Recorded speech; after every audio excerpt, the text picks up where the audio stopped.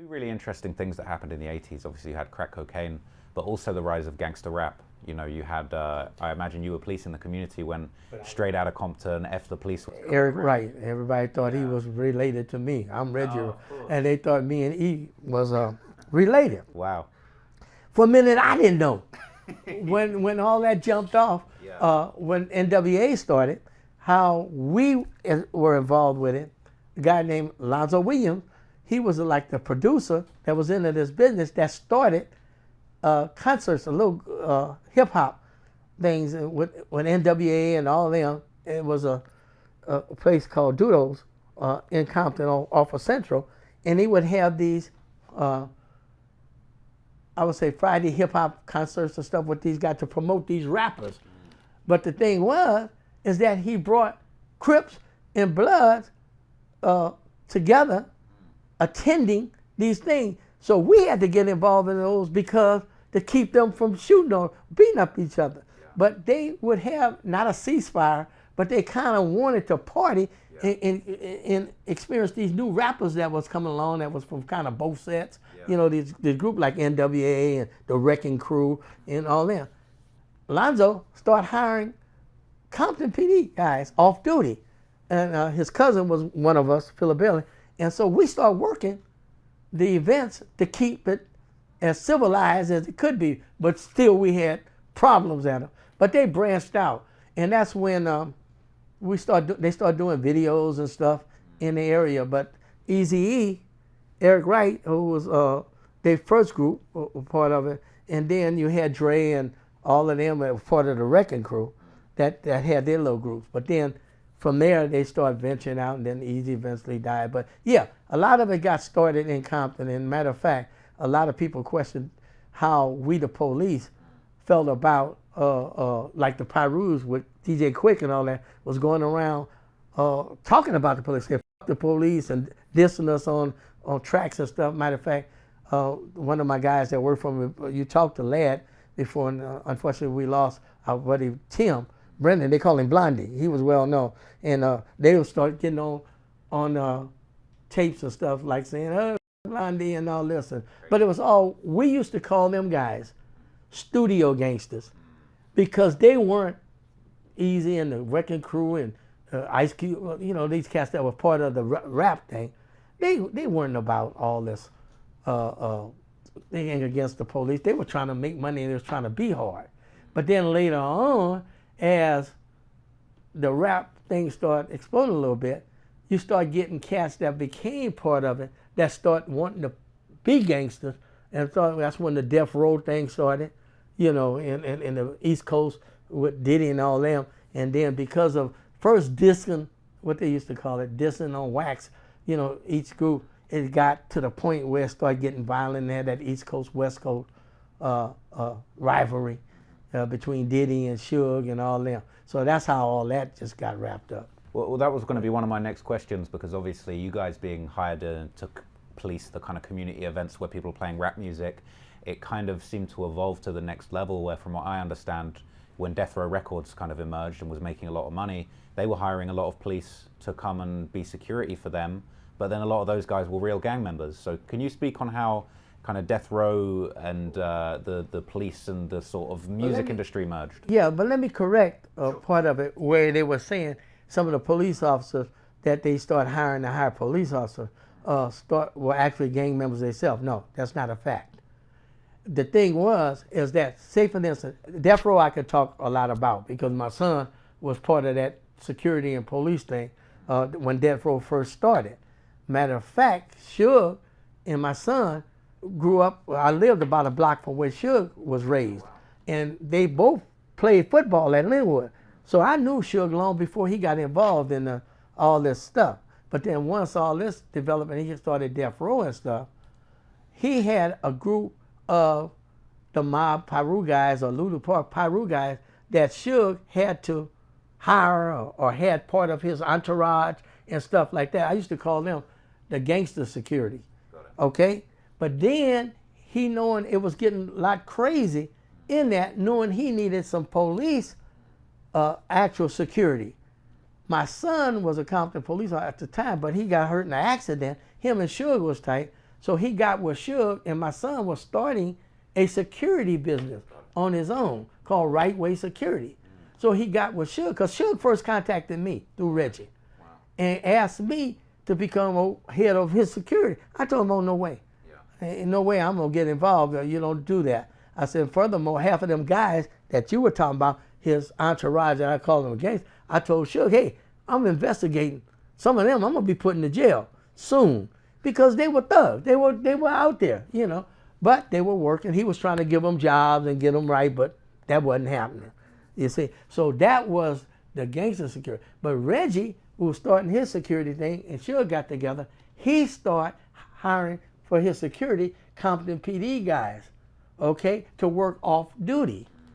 See, none of them were gang members. But I used to refer to that as the police security versus the gangster. And that's what Death Row had, okay? Now, but that, you know, evolved into different things and problems and shit when Tupac came aboard, and then they had that, and it led up to the killings because of that east-west between Biggie and then with Tupac and Suge getting shot in Vegas.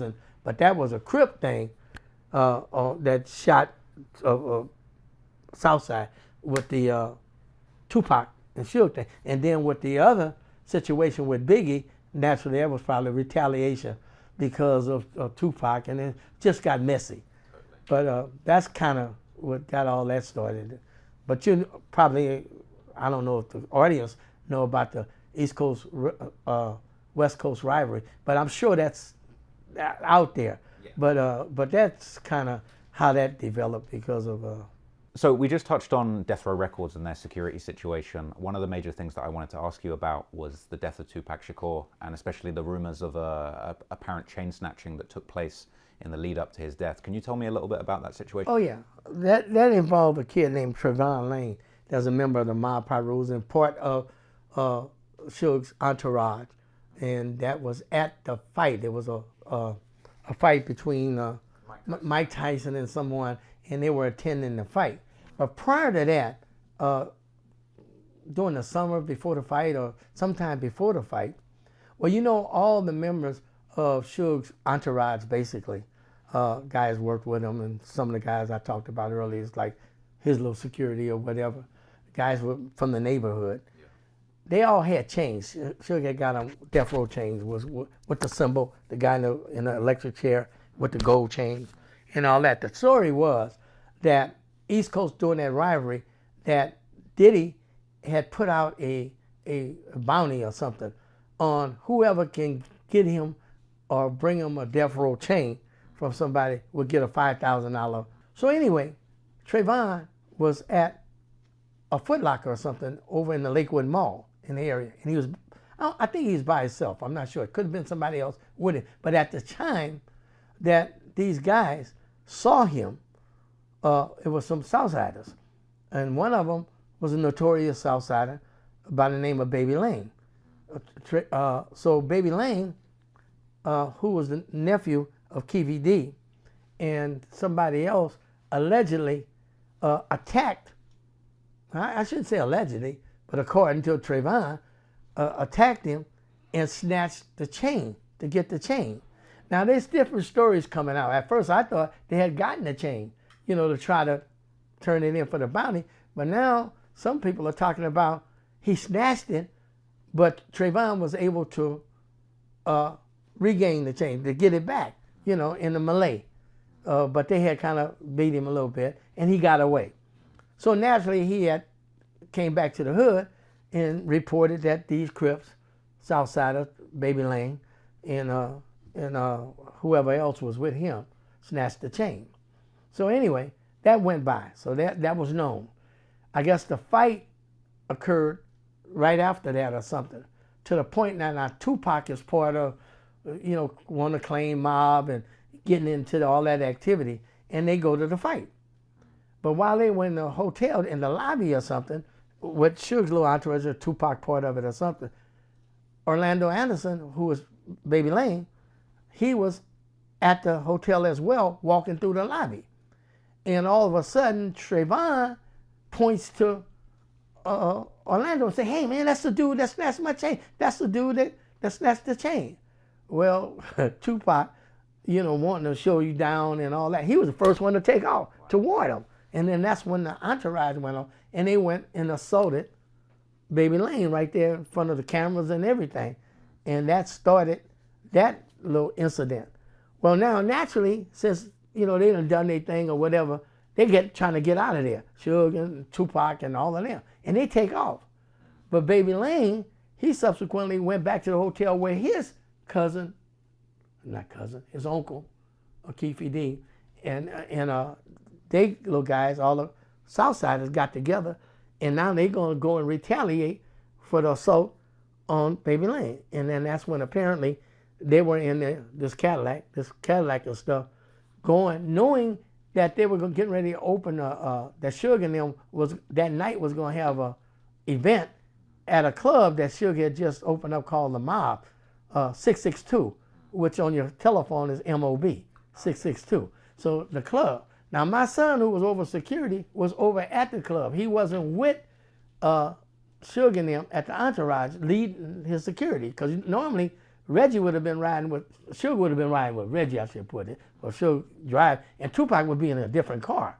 That wouldn't have happened. But that night, since I guess it was the rush to get away from there and stuff, Tupac jumps in the car with Suge, and they take off, at some point, and I guess went to Suge's house, changed, and then they start heading to the club for the event.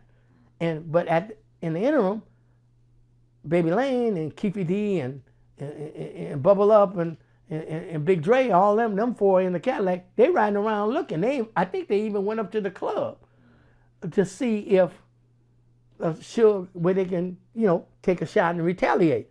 But they didn't. But at some point on their way back or something, still looking around, they see Suge and them in their little entourage in about 3 or 4 vehicles. And then that's when they pulled up alongside of Suge and thing. And supposed to, Dre, from what I understand, was supposed to be the one to do the shooting because they were on his side. Yeah. But Orlando wanted it so bad, he grabbed the gun and reached over and shot into the car and shot both of them. Wow. That's the story. But that's kind of how, and it was all started off and kicked off because of that fight behind the chain situation. It's one of the most kind of famous hip-hop stories in history, and one of the most famous gang stories. It's a true story.